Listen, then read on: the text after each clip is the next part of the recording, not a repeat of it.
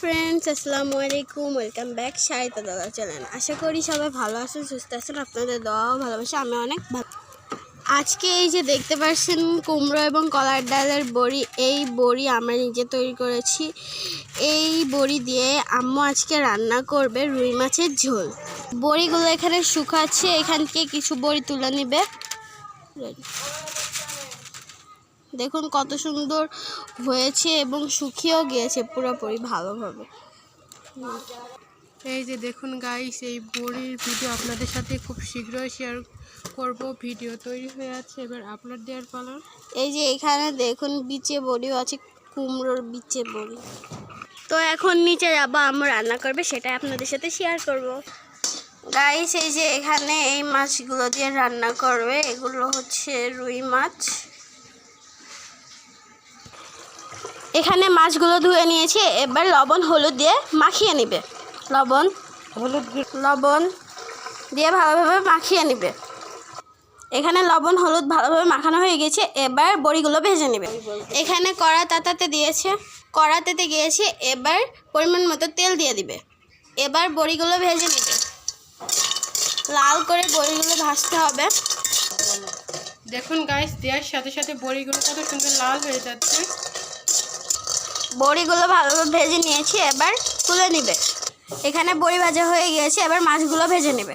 ওই কড়াই পরিমাণ মতো তেল দিয়ে ভালোভাবে মাছগুলো ভেজে নিবে। তেল গরম হয়ে গেছে, এবার মাছগুলো ছেড়ে দিবে।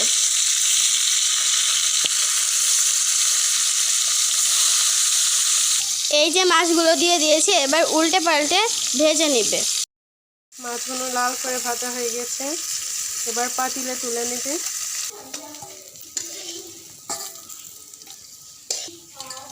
আর পাতিলে বড়িগুলো দিয়ে দিবে, ভেজে রাখা বড়ি। এবার সামান্য একটু পানি, এর মধ্যে কিছু ইনগ্রিডিয়েন্টস দেবে। পরিমাণ মতো লবণ, পরিমাণ মতো হলুদের গুঁড়া। এবার কাঁচামরিচ বাটা দিয়ে এই বড়িগুলো কষিয়ে নেবে। এবার ভালো করে নাড়াচাড়া করে নিতে হবে। এবার ভালোভাবে কষিয়ে নিয়ে ফিরে আসছি। গাইস এই দিকে বড়িটা কষাতে থাকছি, আর এই দিকের একটি পাতিলে সরিষা বাটা দিয়ে এর মধ্যে সামান্য পানি দিয়ে ভিজিয়ে রাখছি, যাতে সরিষা বাটার খোসাটা আলাদা হয়ে যায়। সরিষা বাটা তরকারিতে দিলে দেখতেও ভালো লাগে না এবং খেতেও তো একটুও ভালো লাগে না। গাইস এই দিকে এই যে বড়ি কষানো হয়ে গেছে। আপনারা এই বড়ি কষানোর সময় এর মধ্যে আলু দিতে পারেন, একসঙ্গে কষিয়ে নেবেন। আমরা এখানে আলু দিচ্ছি না, আলু বাদে এই আজকের এই বড়ি দিয়ে রুই মাছের ঝোল রান্না করব। এবার এর মধ্যে কিছু মশলা দিবে, জিরা পেঁয়াজ বাটা, তেল। এবার এটাকে একটু মিশিয়ে নিতে হবে।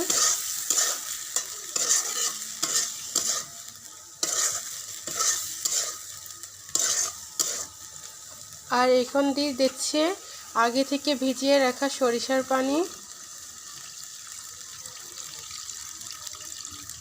দিয়ে ভালো করে নাড়াচাড়া করে নিতে হবে। এবার এই ঝোলটা ফুটে আসলে মাছ দিয়ে দিবে। এই যে ঝোলটা ফুটে এসেছে, এবার মাছগুলো দিয়ে দিবে।